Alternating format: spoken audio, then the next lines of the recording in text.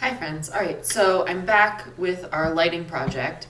I have built out a template for you for your title block. I also wanted to show you one thing that you may run into that I didn't mention last time. So I'm going to do that first, and then we'll jump into messing with title blocks. So if you zoom in here on mine, or if I zoom in here on mine, I'm noticing, right, that I have these two channels are conflicting with each other. And while I could move the light to make that fixed, I can also move the individual elements, right? So the label legend in general will stay the same, but I can come in here and I can just shift that one little channel so that they're not conflicting anymore. I can do the same thing. I can move this one out of the way a little bit too, right? And that will allow me to sort of adjust just little bits like that when necessary, so that all of the systems are basically correct, but we're able to kind of tweak our labels so that we're not on top of each other when we don't want to be. So that is a tip about your label legend. Now let's go look at our actual plating for this, okay? So I believe we noticed there's some nonsense on this light plot drafting sheet. Yes, totally. So we're gonna just delete everything off of that light plot drafting plate. That's our first step. And then I'm going to bring in the title block from this title block template file that I've given you. It's over here. Yours will be, if you download it from Canvas or Schoology or wherever, you'll find it in this lighting block title template file, okay? And you'll see it on that ground plan. It is a template for a lighting title block. Once that's open, we can go fish it out of there through the resource manager. So I'm back on my lighting assignment, and I'm going to go to the resource manager and switch in the resource manager to this title block template file. Okay. I've also put basic source 4 lighting instruments in there in case you need them. And I'm going to go into this title block styles folder. These are all my title blocks that I use for my drafting. And if you grab this lighting arch D one, double click on it, it's going to ask you to replace the format or merge it with the title block project data. We're going to go ahead and replace it because we're not doing anything already with our title blocks in this project. And we say okay, and it says it's going to lose some yada, and we say okay. And we're going to do the same thing here, and we're just going to let it replace it all the way through. And now on my cursor is that title block, because I double clicked, it makes it an active symbol, and I can click and place it on here, okay? That is not the end, however, right? Because I do want to show you a little bit more about how to adapt and adjust an existing title block, which is going to be our next little step here. So because for example, you are not Lily, so you would probably not put the Lily button here in the lighting design box, right? So to do that, let's start by actually editing the title block style, right? So rather than double clicking here, you can do that, right? You can double click in here and you can edit title block border settings and layout, and you can do that kind of all through here. We're going to do it through the resource manager. It's going to actually change our overall default, right? So you'll notice I did have a bunch of old title block stuff, right? And the one we just grabbed is this one right here. I'm going to right click on that and hit edit. And it's going to think for a second, and it's going to bring up this title block border style settings tab, okay? This is the part that makes me crazy, but it's going to be good. We're gonna walk through all of it for you. So it has a name already. You can rename it if you want to with your initials if you're going to update a whole bunch of stuff on it. Each of these categories is a setting that's included in this style. So we're basically setting defaults at this point when we make changes here, okay? So your project data is all of the things that are going to be on every single page. If you click Manage Project Data, it opens up this tab. Some of these things are always going to be things that are built into this data set. And then some of them I have added. So if it's in italics, I added it. And I am, in this version, right, I'm including things like design from address, and I'm replacing that with my email address and contact info. Design for name, I'm using my name in that field. And if you go into each of these individual pieces, you can click edit and you can change what those defaults are. And that will allow you to go ahead and set up all of your defaults in your title blocks so that you don't have to go in and typity every single time, right? The way that we have been so far. You can actually just edit these defaults and change them to yours, okay? And then they will be the defaults showing up here. Same thing is true here. If you change it in this version, right, because we are working on the style, I believe these will become the defaults for you as well. I think. That's not a theory that I have tested, but I think that's true. And this is now set to today's date. So in this particular title block, you don't have to do that refresh plot date thing that we've been doing in previous title blocks, okay? Again, same thing here, manage sheet data. If you want it to be multi-line text, you put a checkbox and you'll get a bigger box. But if you uncheck all of those multi-lines, then you just get a single line and you're able to see all of those people at the same time, okay? And okay, so this information is now simplified down, right? The sheet title is coming from the sheet title over here in your layers, your sheet layers, and everything else is put into these defaults, okay?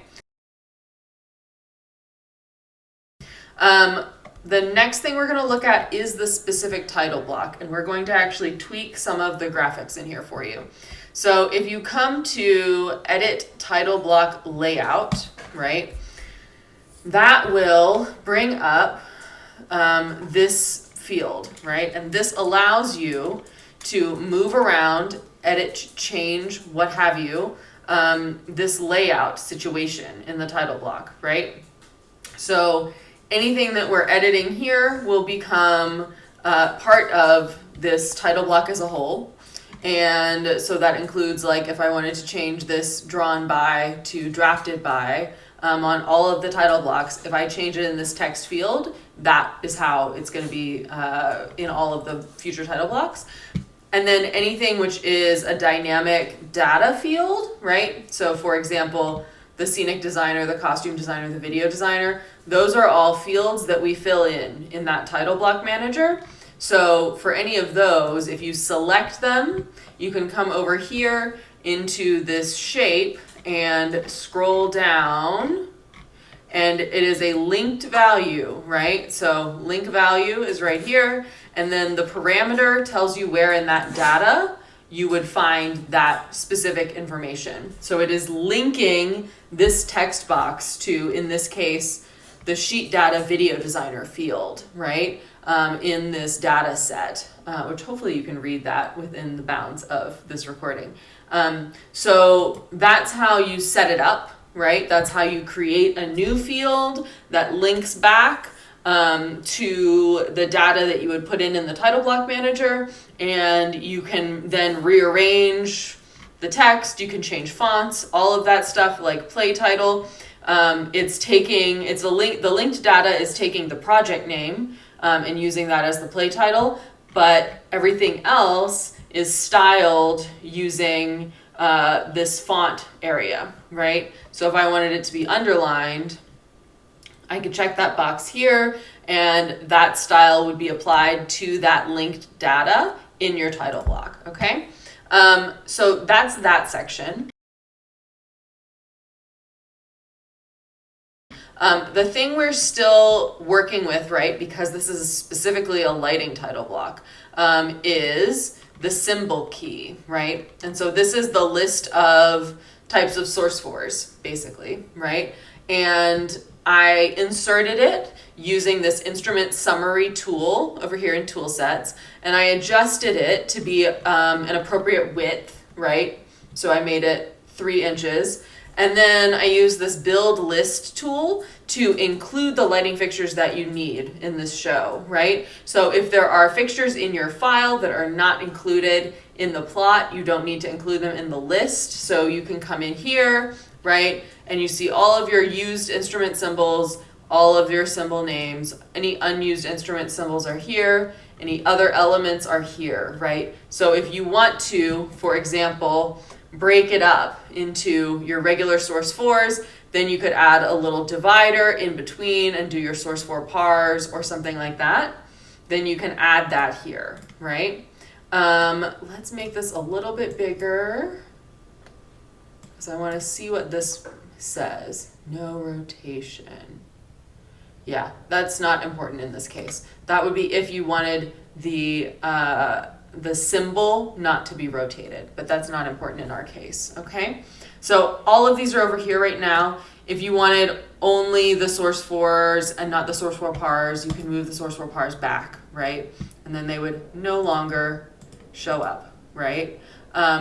If you, I don't know where they went. Oh, it's probably because they're not actually in use anymore. If you want other stuff, right? If you want a color summary, you can add a color summary here. I would probably put a little divider in before that color summary. You again drag things up and down in between, and you could use totals if you wanted to. Any of this kind of stuff is available to you. If you want column headers at the top, you could do that. And then we'll see, right, what that looks like in our overall scheme. Oh, it doesn't want to be there, does it? There we go. All right, let's say okay and see how it changes, right? Symbol, description, right? All of our color counts. Again, I'm only using those source 436s, so the rest of those source 4s are not coming up. But we are getting color count here, which is kind of nice. If that's something that you want to include in your symbol key, you can. So that is your key. And then the next thing that you're going to want is a legend. And this is, again, inside of our title block layout. We would want to have a copy of the label legend. I'm going to actually make a header for this box, and then we're going to do our label legend in a slightly different way, right? So I'm going to just put this in here and say label legend, and we're going to put that in there another way, okay? Exit this title block layout for just a moment, and it's now processing through and setting all of that up for you, and we can then both save the title block graphics, which is going to save this layout for us, which is not a bad idea, right? So this is our lighting title block. And then click OK to save the overall title block, right? So we do still need our label legend, but we have our symbol key and our color count all built in now to our title block. And to get the label legend, I think that the quickest way is going to be to just drop a viewport on over here, right? There are other ways around it, I'm sure, but I don't really have the energy to go find them. So I'm actually going to come back over here to any of these layers, and I'm going to create a new one, and we're just going to call it label legend. And then I'm going to go ahead and grab that label legend symbol once again, right?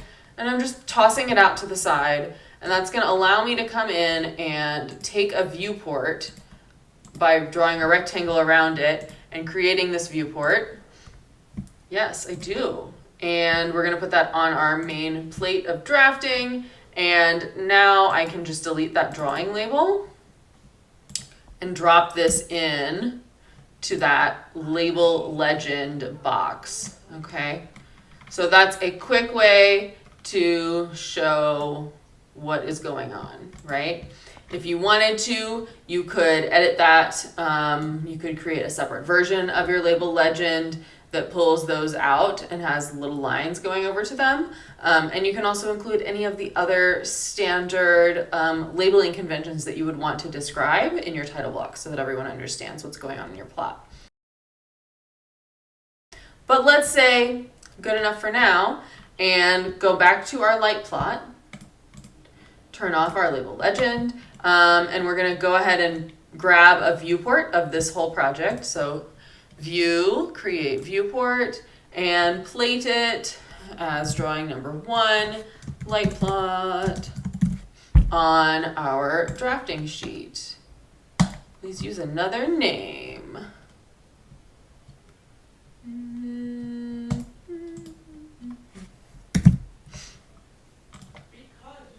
Okay, so now we have our light plot. This looks like it'll actually fit at 1/2 inch scale, and I'm going to do that because it'll be easier to read if it is actually blown up to 1/2 inch scale, right? And we can kind of tweak things just a tiny bit to make everybody happy.